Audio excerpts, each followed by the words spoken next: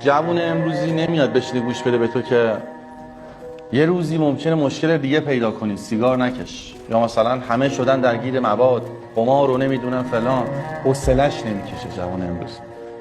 من یه آهنگ دارم اهل نااهلی، از روز اولی که سیگار کشیدم میگم که شدم اهل نااهلی وقتی به اراده بی‌ظرفیتم دود تو دست بچه‌ها چسبید، دادمش تو، یادمه، دیدمه، دوست دارمش.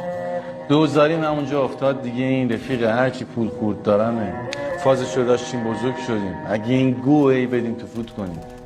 الکی سیگاری شدم، من اصلا به این حرفا نمیخواد گروه کنیم. یه نخ شد، دو نخ شد، پاکت شدم اون که سیگار همیشه لا انگشتاشه. دید همه دوستان این آواب دوست داشتم. اینجوریه داستان. بعد میگم جمله آخر میگم که میگن همه چی رو باید تجربه کنی، همه چی رو نباید تجربه کنی. داداش نکن.